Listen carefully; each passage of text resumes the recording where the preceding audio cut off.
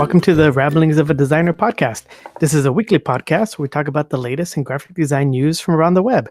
My name is Adam. I'm a freelance designer from the San Francisco Bay Area. I specialize in visual, UI design with a little bit of illustration. I like to give companies character. And every week I'm joined by my co-host, Terri. How you doing, Terri? Hey, Adam. Thanks. I'm doing great. Hey, as Adam says, my name is Terri. I'm a UX UI designer from the Bay Area. I help bridge the gap between products and their end users. All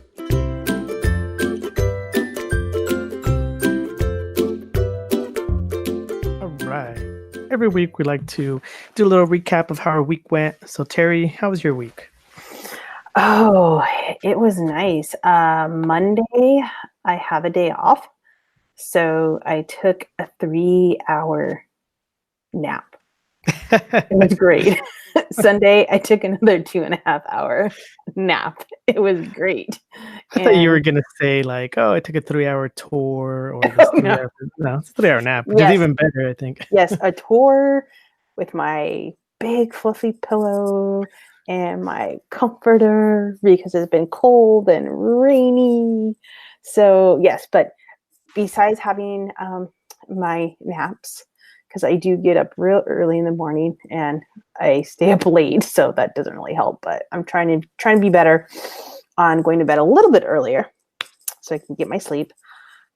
Because as one human being needs sleep, or else you can't really function. I am halfway done with my turkey project. Oh. And there is another project that basically an ex-colleague of mine sent it to me today through LinkedIn. It's like, oh, whoa, awesome. So I don't want to tell what it is because,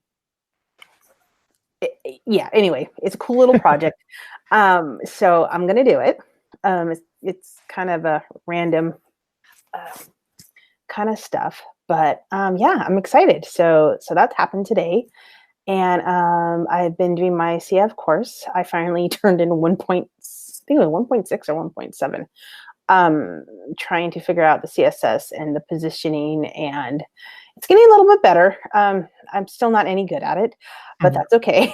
It's just going to take practice. But other than that, that's about it. How about you, Adam? Yeah, I've pretty much the same thing as usual. I've kind of noticed that if you notice the last, every time I've been recapping my weeks, I've been kind of saying, oh, same thing. And I kind of picked up on that too. And so I just kind of spent this, actually today, just kind of rechecking my goals and plans and everything. I kind of want to see where I was and how I was doing. And I was kind of slacking a little bit. And so I kind of just like, checked myself, I guess. I kind of reevaluated what my goals are, seeing if it still was the case, and I just kind of try to reschedule and move stuff around in my schedule so I can get around to doing these projects and goals that I've been trying to do. So hopefully it'll work. I think I just gotta find a way to keep myself in check more, and so to even go back and review all the notes that I have. Like I haven't been checking it, and so I got to go back and do that. But I have been drawing more. I have been reading my little illustration book that I have, and so all that's been going great. And so I've been really actively doing that. I also realized I haven't really been kind of doing just fun logo and design stuff. So I found time to do that more. Excuse me. So expect to see more of that on my Instagram because I plan to post a bunch more design projects on there in the coming future. I got a question. Do you think it's relevant to have an Instagram? Yes, because there's lots of different ways to get jobs, and that's one of them. And so I think I think people like seeing your process and your progress. And at least I know I am. Whenever I'm on Instagram, I always look out for like just friends of mine, seeing how they're doing, seeing their drawings that they're doing, seeing their designs that they're doing, and so it's always fun to see. And so, yeah. I'm sorry, I don't mean to cut you off, but do you think Instagram is taking over like Behance and taking over? God, what's the other one? Dribble. No, I think it's different audiences. I don't know. Like, I'm not an expert, but um, I think that it's just different people use different ways to promote themselves. People just are attracted to different mediums. Like, there's people who post their works specifically only on Twitter. There's people who just post their work only on Tumblr. So it's like all these different channels, and so yeah. Because like I'm thinking, it's like if you have every kind of social media platform, that can be a full-time job, right? It is. Yeah. I mean, it's like, how do you pick or how do you? I don't know. That's why I was asking about about that. It's like, is it because a while back ago, I think either we when we started this podcast, or maybe a couple months after, I was like, well, maybe I should have an Instagram. But then I thought, like, what would I do? Would I have the time? I mean, is it, or is it just gonna be birds chirping? Nothing. Be just no noise. So that's why I was asking. Well, yeah. Just wanted to throw it out there, I guess. Yeah, I mean, I would say I guess it just depends on where your audience builds. There's a bunch of different software you can use or products online that'll post in different places. And even like since Instagram is connected with Facebook, you can automatically post there, and it'll post it on Facebook for you. And it also you could have it connect to Twitter and I think Tumblr. And so you can just make one post and it'll spread out for you. You could also use I think there's one called Deliver It, where you can schedule these posts and it'll post it in different spots in different social medias for you as well. And so then, so that part is kind of the easy part. And then I think it's just the maintaining and coming back and responding to comments that I think would be harder to do. Interesting. Yeah. Well, I don't have a Facebook account, so. Yeah, but you have Twitter and you don't have Instagram. No, but I don't have Instagram. Not yet. I don't know. I'm still kind of. If you have it a little bit, I don't know. Should I? But is that for photos or for drawings? But I want to do more drawings. But maybe I don't know.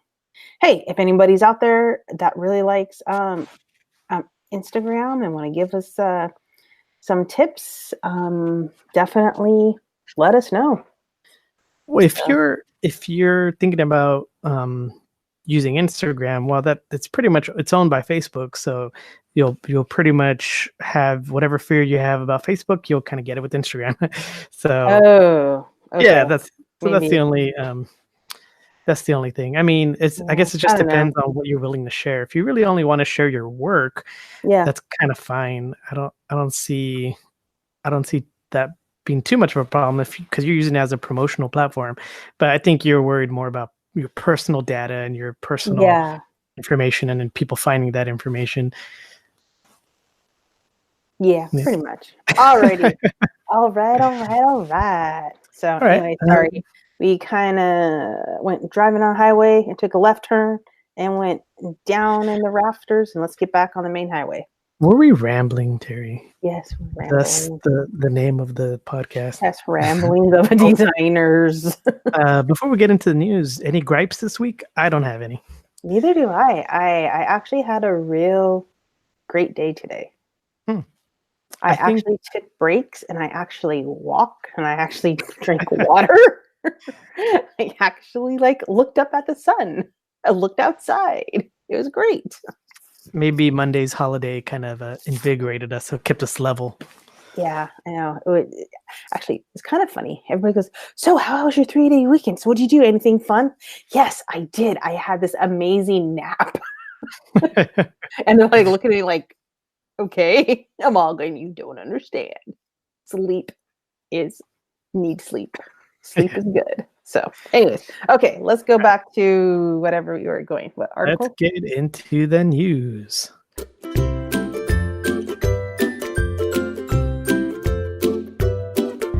Terry, what articles do you have this week? Oh, well, let me pick. Okay. I think everybody goes through this, either if you're working for a company or if you are with a client or just with friends, basically. Anyways, this is an article from UX Collective, How to Conduct Design Reviews Meetings That Don't Get Derailed. So this is from Sean Harris. And basically, I love the picture that basically he has, because there's like a couple of faces like, what am I doing here? Please put your hand down. Don't ask that question.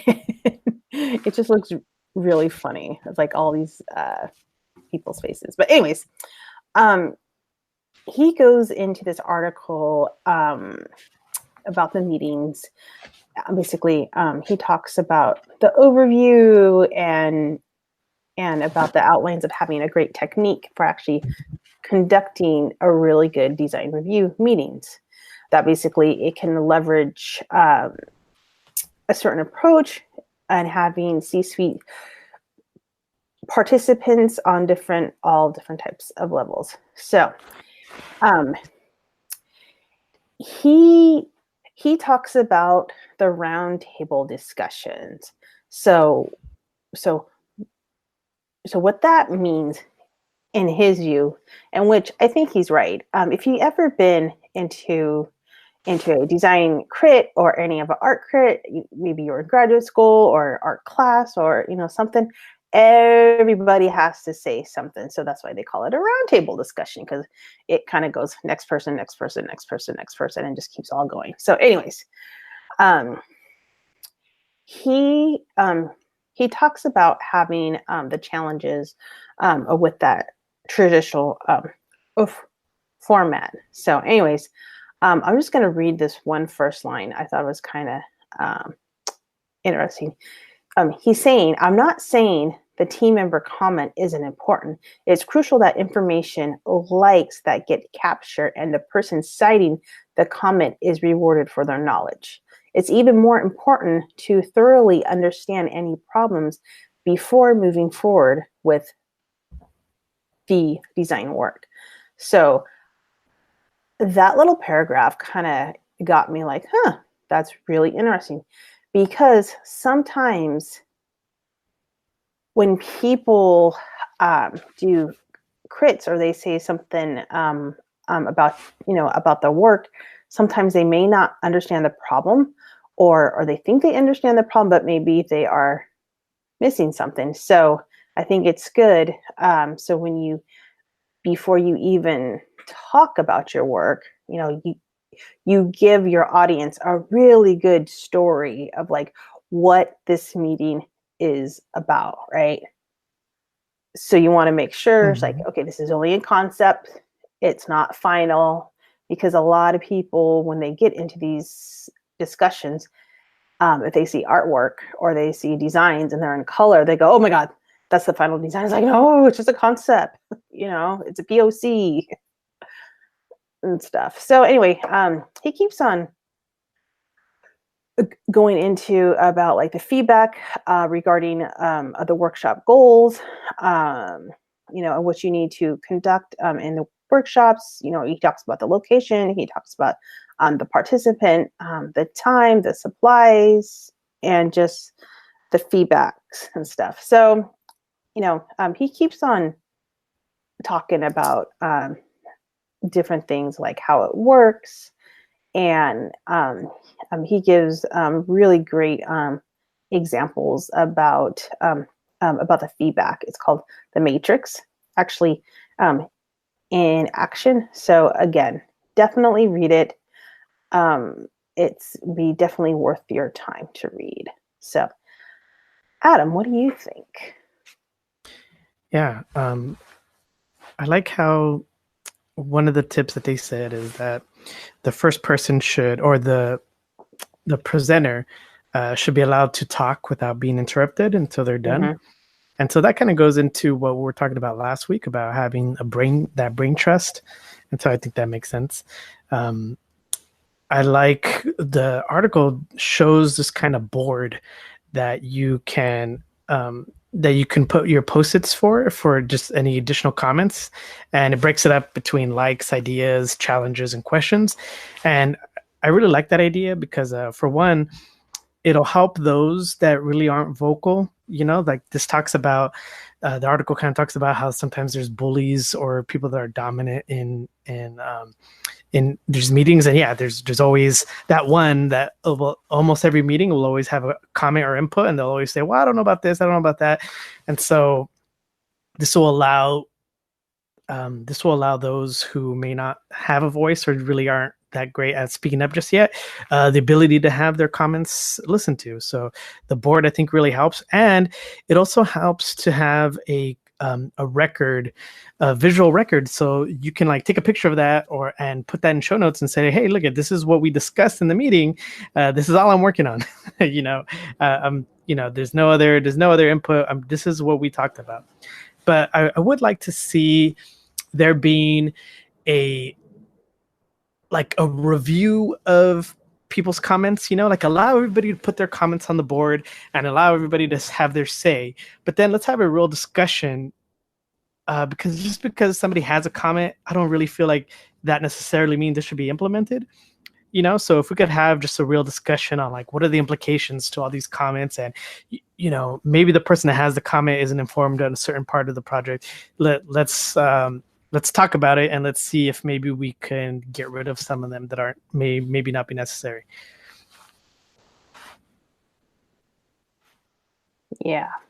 I have to agree. So. Awesome. Yeah. So what about you? So what did you bring to the dinner table, even though we're not having dinner? But I've always wanted to say that. Not sure why. Yeah, that's weird. So this first one, my first article is from Topdol Designs, or topdol.com, from Micah Bowers. It's called "If You're Not Using UX Data, It's Not UX Design." And so pretty much what the article is about is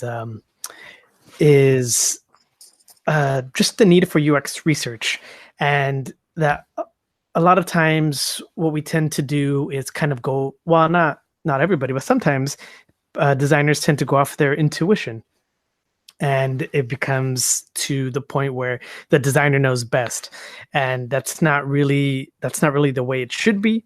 That it should really be, you need to rely on the research. That's what it's there for. And they even use the line, if design decisions aren't based on research findings and real user insights, it's not UX. And so, yeah, I think it makes a lot of sense. I know that a lot of times companies don't have the time or the resource to actually try to conduct research, but it's a necessity. And so if you can find a way to argue it, then it'd make the most sense. It'd only help your product a lot better. They even have a tweet from Erica Hall. She writes, "The problem with intuition as a factor in design and business is that it locates special insights in an individual, and it is impossible to falsify with other intuitions. Design and business and other complex endeavors should be collaborative and evidence-based." And ooh, that's a good one. Yeah, that's really nice. I mean, the last four words, collaborative and evidence-based. I mean, that just says it all. Mm-hmm. Yeah, I agree. And so the article kind of gives like 6 different points, 6 different like problems we might run into due to intuition and or without using research, and then the possible solutions for it.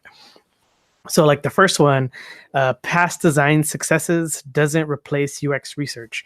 And so what that pretty much talks about is that since we've been doing all these different products, we kind of have our history of like what worked and what didn't work in the past.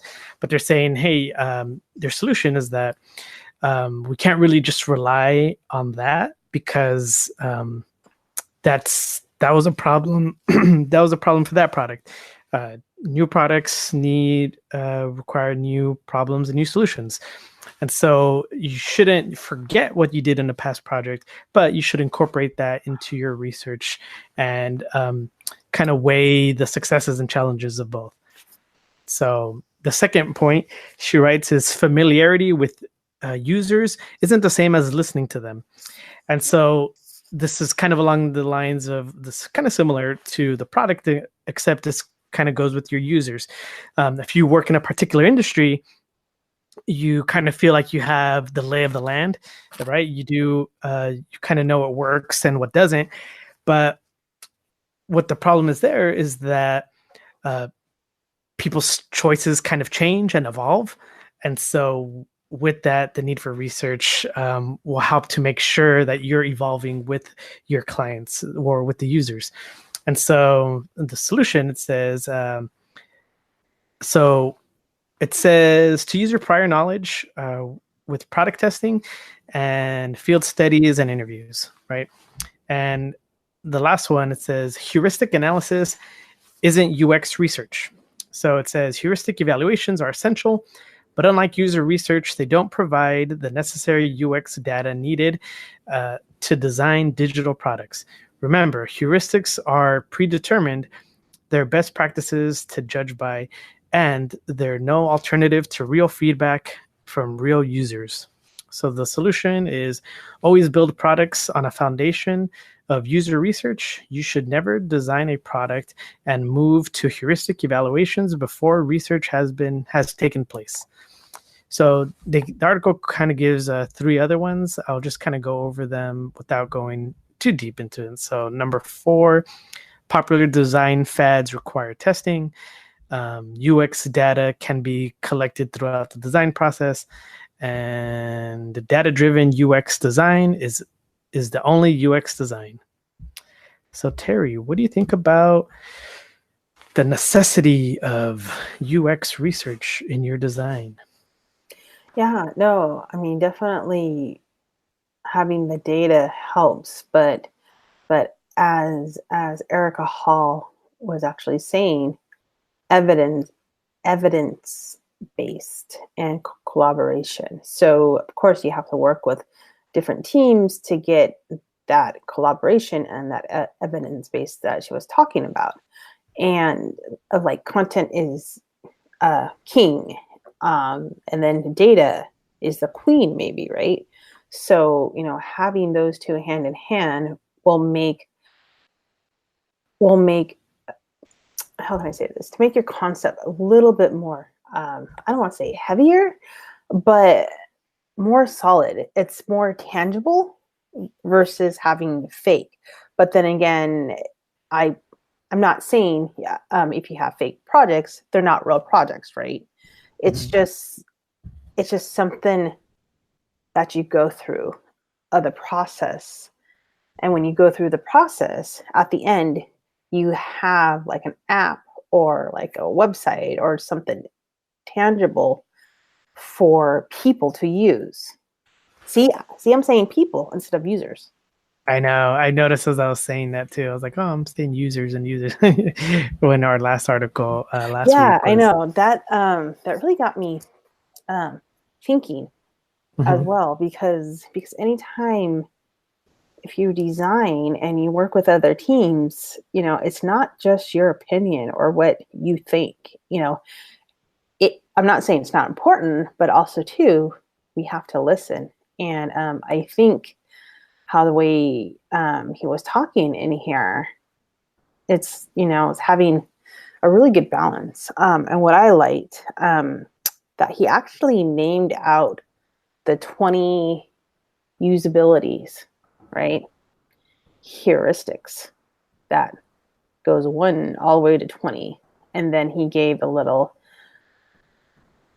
definition. So I think it'd be interesting just to go through all 20. Well, actually, I'm not going to do that now, but just kind of, live with it and just see what happens. If that makes sense.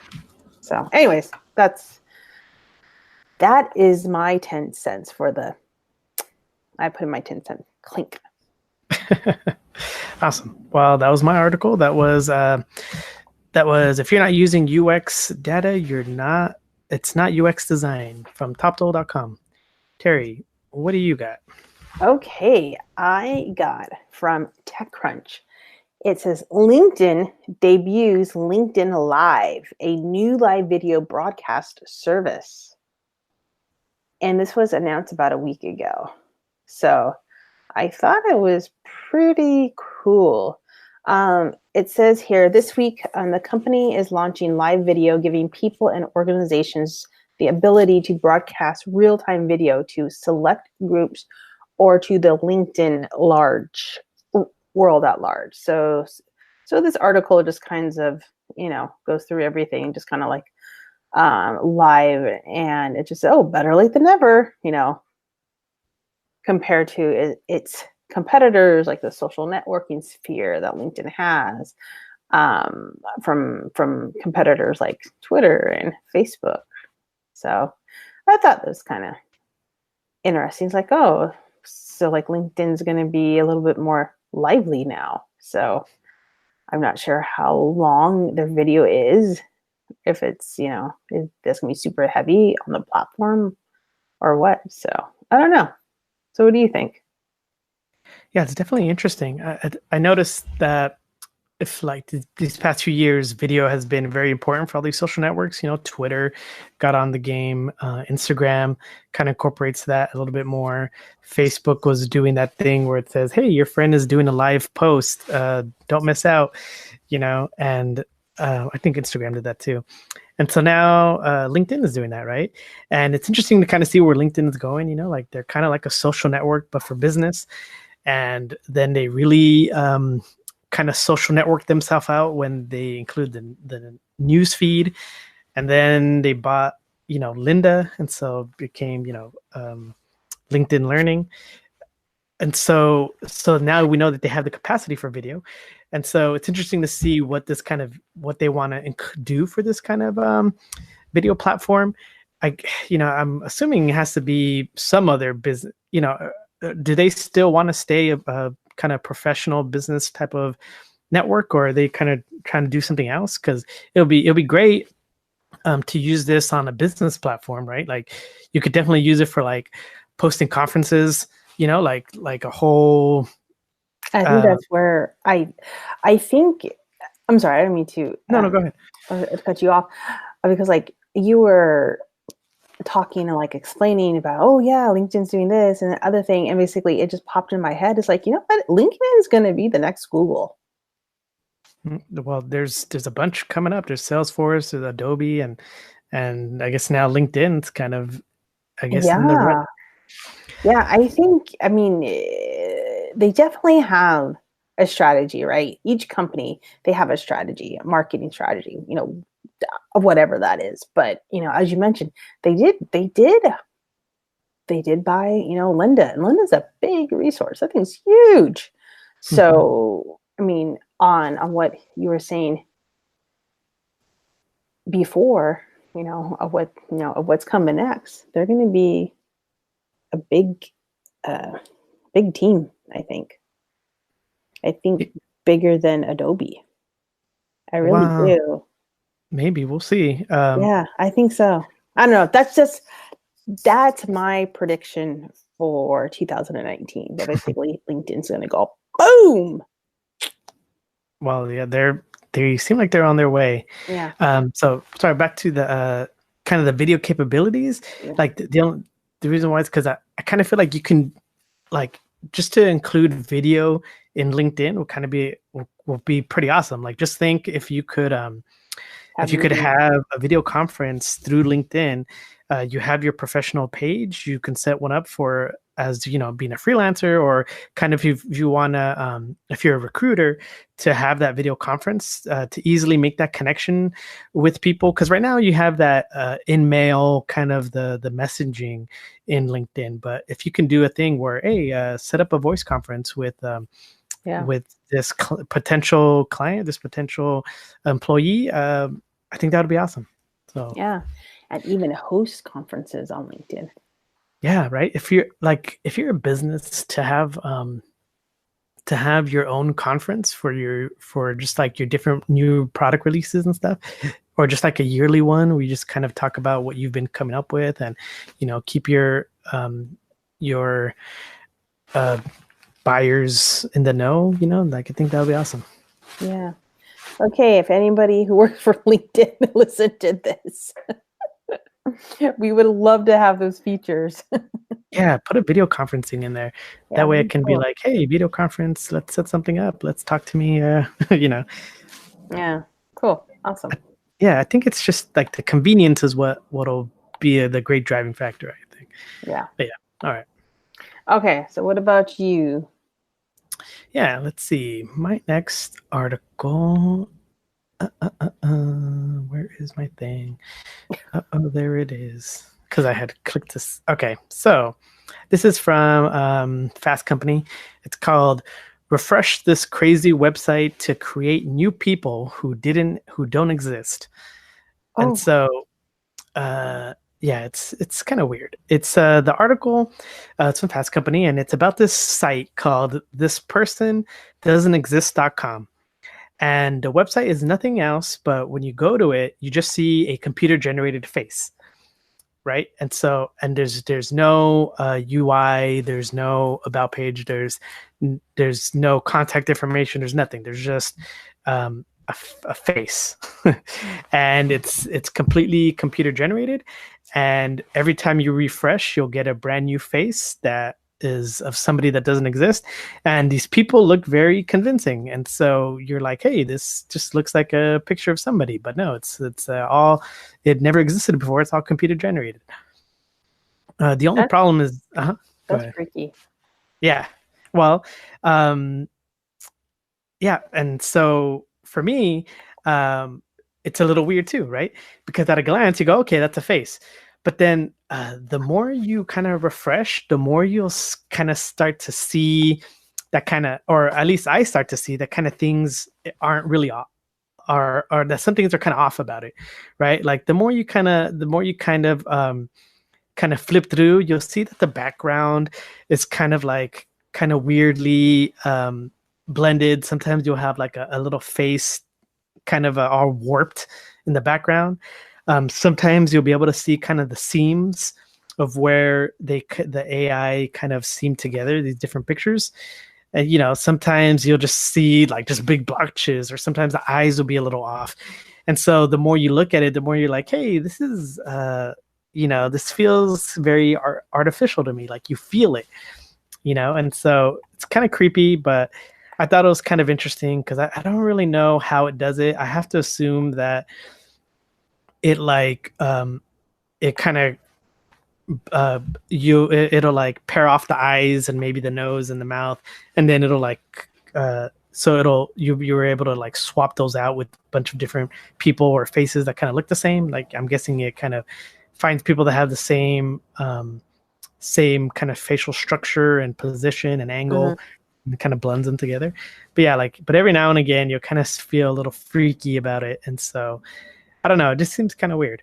I think it's kind of cool because number one, if you're doing personas, right, and you need an image, yeah,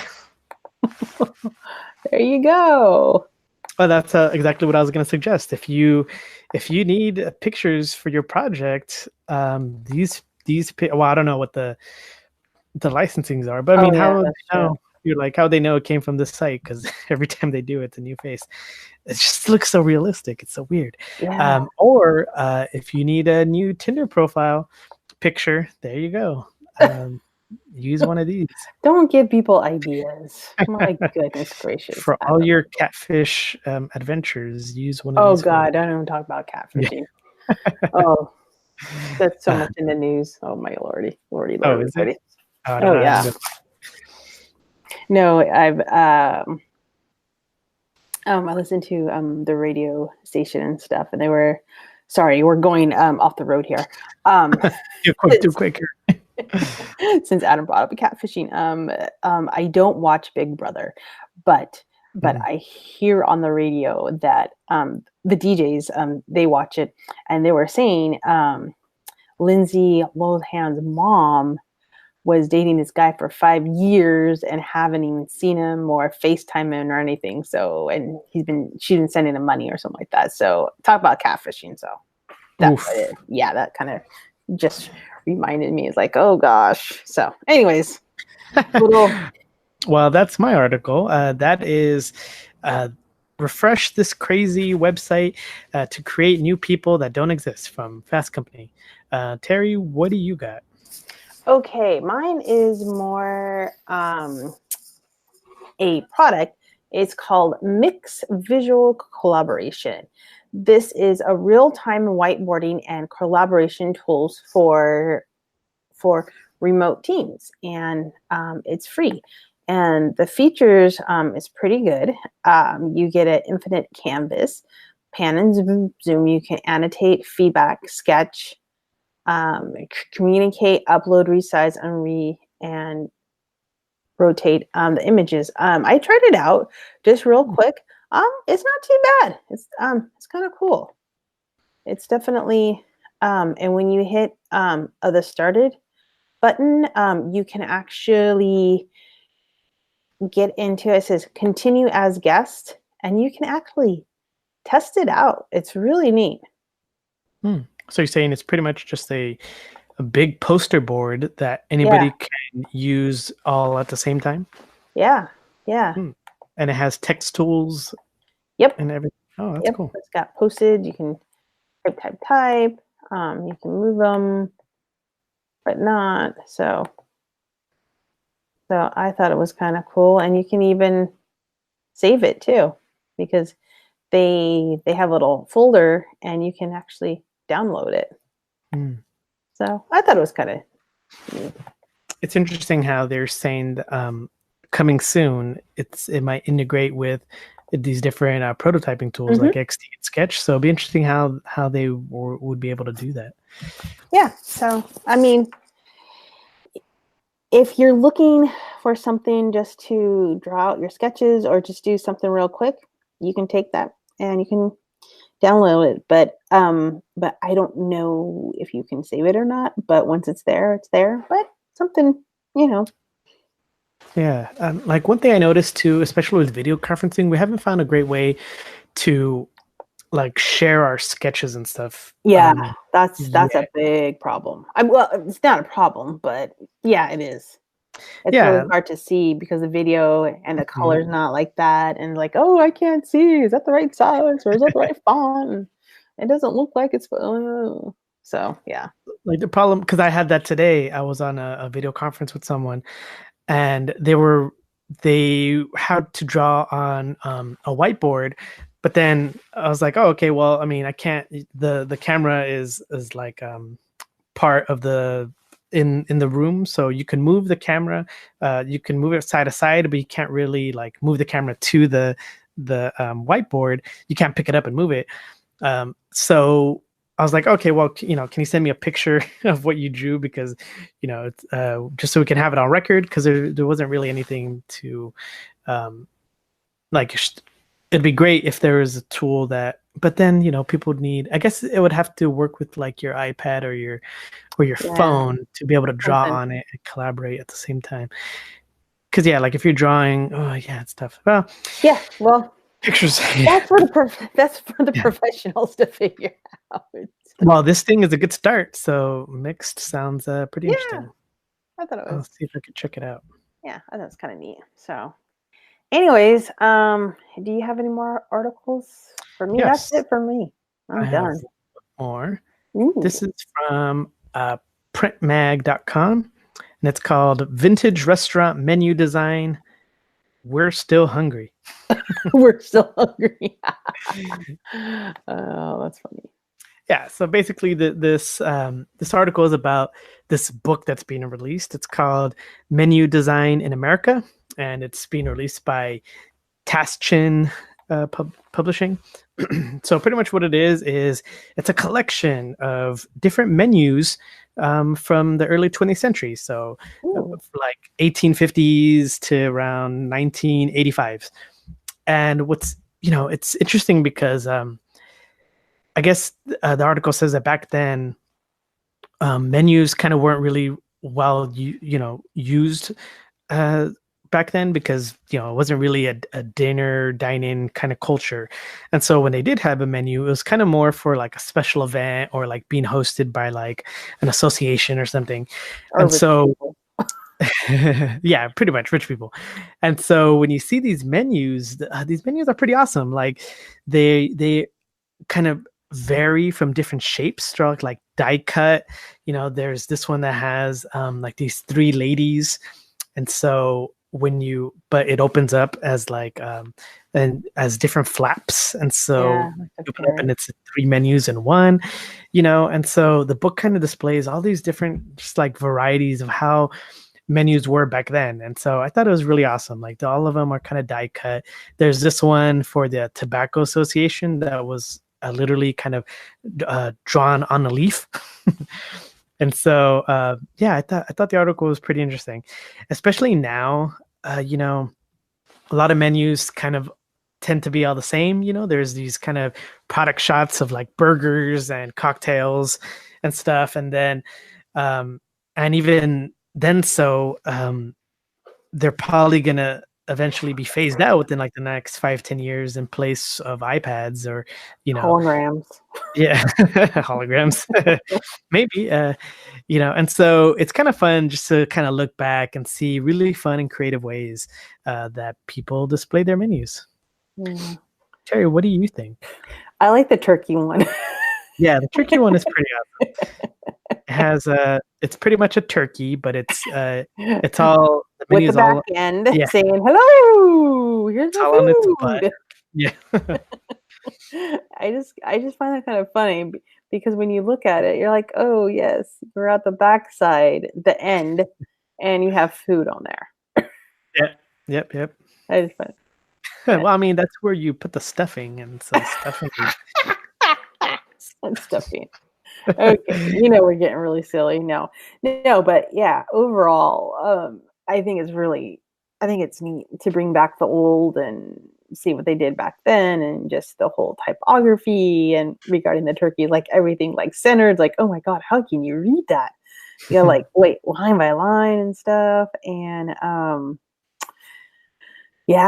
they had the menu dining in America. If you take a look at the book, it says like Fat Eddie, and it says Good Morning, the Northern Hotel, the the bacon, and with the eggs as being the eyes and the plate as a face. It's neat.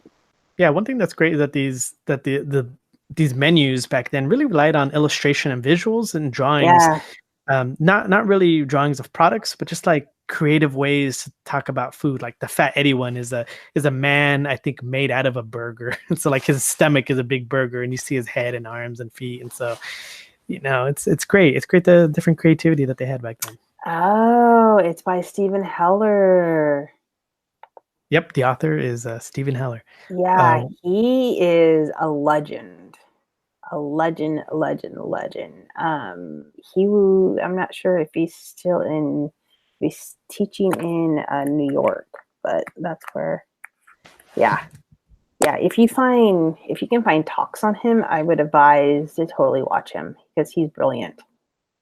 Oh yeah. Yeah. All right. I know he did the typography sketchbooks. Yeah. But yeah, that is it. That is it for me. Terry, you said you're done, right? Wow. All right. In that case, oh wow. I just closed some tabs, and then now I'm back to refreshing those digital faces again. It's funny. So if you're done and I'm how so you. Terry, where can we find you on the internet? Oh, find me. Oh, okay. I guess I'm going first. Sorry, I didn't hear you.